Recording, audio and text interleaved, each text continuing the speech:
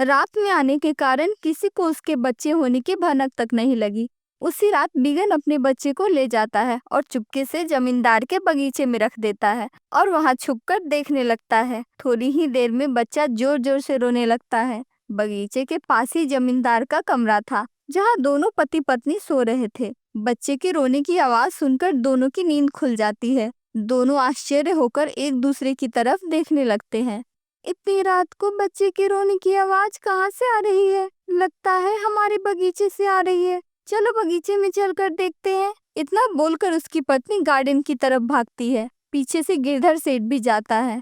वहां जाते ही दोनों ने देखा बगीचे में जमीन पर एक बच्चा पड़ा है और जोर जोर से रो रहा है। उसकी पत्नी झट से उस बच्चे को उठा लेती है। हे भगवान, इस मासूम को यहाँ कौन छोड़कर चला गया? कितना प्यारा बच्चा है, किसका हो सकता है? मुझे तो समझ नहीं आ रहा कि इसको यहाँ कौन छोड़कर चला गया। कोई अपना बच्चा इस तरह से क्यों छोड़कर जाएगा? उसने अपने नौकरों को बुलाकर पूछा, लेकिन वो सब भी सो रहे थे, इसलिए किसी ने कुछ नहीं देखा। कितनी अजीब बात है, किसी ने कुछ नहीं देखा। आखिर ये किसका बच्चा है और वो यहाँ क्यों छोड़ कर गया? एक काम करते हैं, इसको अपने पास रख लेते हैं। कल आप गांव में पता कर लेना किसका बच्चा है। उसके बाद आपको खुद पता चल जाएगा कि ये बच्चा यहाँ क्यों रखा। सेठ अपनी पत्नी की बात मानकर उस रात बच्चे को अपने पास रख लेता है। बिगन छुपकर सब कुछ देख रहा था। जब सेठ बच्चे को लेकर चला गया, उसके बाद बिगन भी निश्चिंत होकर चुपके से अपने घर चला गया और अपनी पत्नी को सारी बात बता देता है। सारी बातें सुनने के बाद उसकी पत्नी बोली,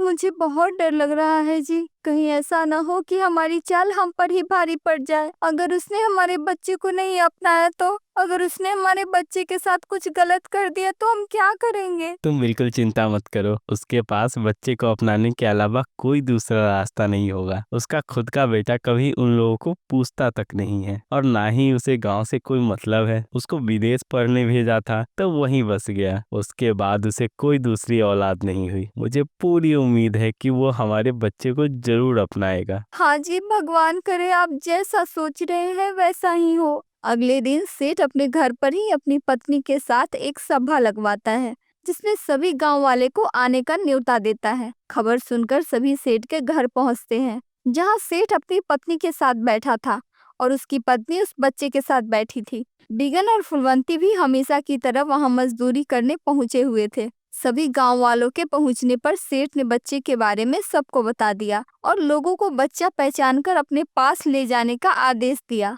लेकिन वो बच्चा उसमें से किसी का नहीं था, इसलिए किसी ने भी बच्चे को स्वीकार नहीं किया। ये देखकर सेठ की पत्नी बहुत खुश हुई और अपने पति से बोली, ए जी, मुझे लगता है ये किसी और गांव का बच्चा है। वो लोग इसे रखना नहीं चाहते होंगे, शायद उनकी अपनी कोई मजबूरी होगी। मैं तो कहती हूँ हम इसे अपना लेते हैं। वैसे भी हमारी कोई दूसरी औलाद नहीं है, एक है भी तो हमारे पास नहीं है। इसे हम अपने पास रखेंगे, अपने से दूर नहीं जाने देंगे। आपके साथ रहकर गांव के सारे कामकाज देखेगा। बात तो तुम सही कह रही हो, लेकिन बाद में कोई दिक्कत हुई तो? लेकिन कुछ मत करो, कोई दिक्कत नहीं होगी। भला किसकी हिम्मत हुई जो गांव के सेठ को कुछ बोल दे? ये सारी बात सुनकर सेठ खुश हो जाता है और बच्चे को अपनाने के लिए तैयार हो जाता है। दोनों खुशी से उस बच्चे का पालन पोषण करने लगते हैं। ये देख बिगन और उसकी पत्नी फुलवंती बहुत खुश होती है। दोनों वही मजदूरी करते थे, इसलिए किसी न किसी बहाने दोनों अपने बच्चे के करीब रहते थे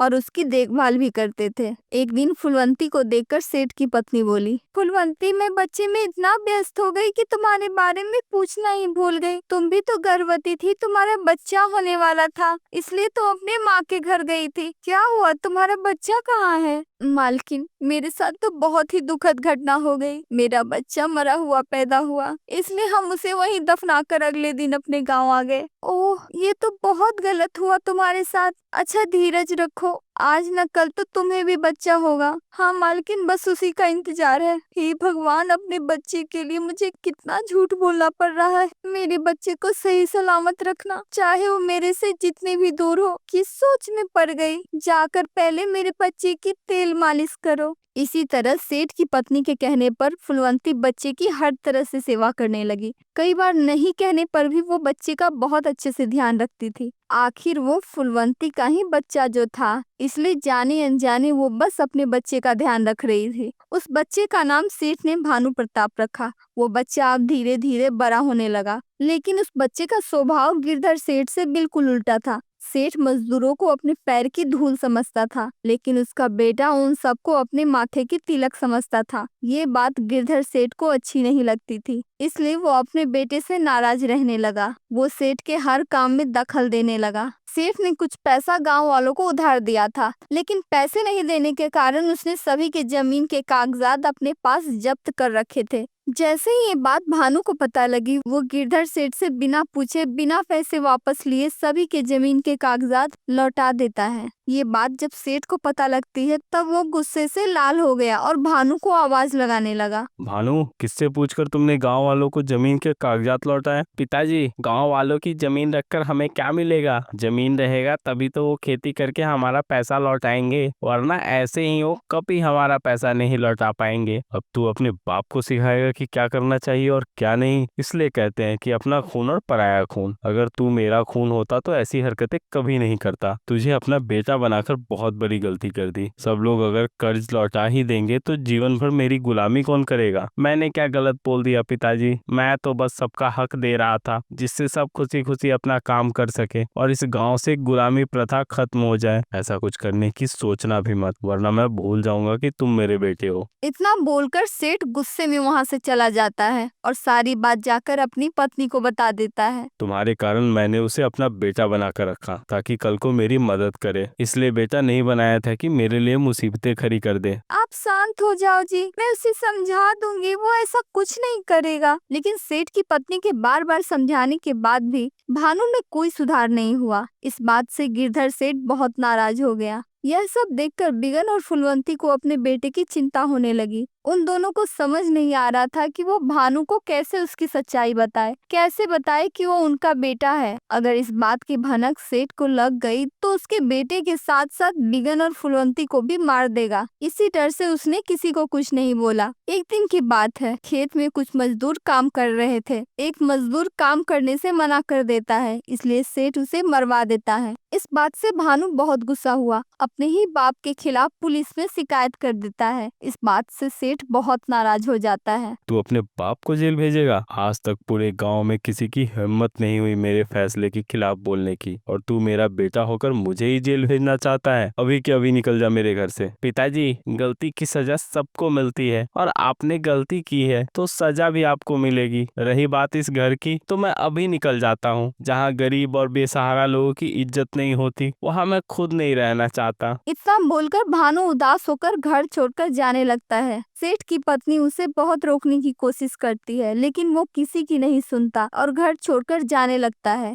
ये देख बिगन और फुलवंती को बहुत बुरा लगता है। वो दोनों किसी बहाने काम छोड़कर घर से निकल जाते हैं। थोड़ी आगे बढ़ने पर चुपके से दोनों भानु को अपने घर ले जाते हैं और कोई देख न ले, इसलिए फुलवंती जल्दी से दरवाजा बंद कर लेती है और सारी बात भानु को बता देती है। ये सारी बात जानकर वो आश्चर्यचकित हो जाता है और साथ ही इस बात की खुशी होती है कि उसके असली माँ बाप का पता चल गया। आप लोग मेरे माता पिता हैं, मुझे ये जानकर बहुत खुशी मिल रही है। हाँ बेटा, मैं तो बता नहीं सकती कितनी खुश हूँ। मैं तो कब से तुम्हें अपने पास रखना चाहती थी, लेकिन मैं मजबूर थी। अपने बच्चे के पास रहकर भी ये नहीं कह सकती थी कि ये मेरा बच्चा है। हमने जो भी किया तुम्हारे भलाई के लिए किया। हम नहीं चाहते थे कि हमारा बेटा हमारी तरह गुलामी करे, लेकिन एक बात माननी पड़ेगी, उस जल्लाद के साथ रहकर भी तेरा स्वभाव कोमल है, बिल्कुल हमारी तरह दयावान है। आखिर आपका ही तो बेटा हूँ। इतनी बातें करने के बाद दोनों भानु को गले लगा लेते हैं। ये सारी बात सेठ का एक आदमी सुन लेता है। वो जाकर सारी बात गिरधर सेठ को बता देता है। ये बात सुनने के बाद सेठ आग बबूला हो जाता है और गुस्से में अपने आदमियों से बिगन और फुलवंती को बुलाने का आदेश देता है। सेठ के आदमियों को आता देख भानु सब समझ जाता है। वो आप लोगों को पकड़ने आ रहे हैं, आप लोग घबराना मत, मैं पुलिस को लेकर आ रहा हूँ। गिरधर सेठ के पाप का घर आप भर कर चुका है। इतना बोलकर भानु पीछे के रास्ते से पुलिस को लेने चला गया। इधर बिगन और फुलवंती को सेठ अपने पास बुला लेता है। मेरे साथ धोखा करने की तुम्हारी हिम्मत कैसे हुई? अब तुम दोनों मरने के लिए तैयार हो जाओ। सेठ जैसे ही उनको मारने का आदेश देता है, भानु वहाँ पुलिस लेकर आ जाता है और सेठ को जेल में बंद करवा देता है। उसके बाद सेठ का सारा काम भानु संभालता है और गुलामी प्रथा हमेशा के लिए खत्म कर देता है। इस बात से पूरे गांव में खुशियां लौट आती है।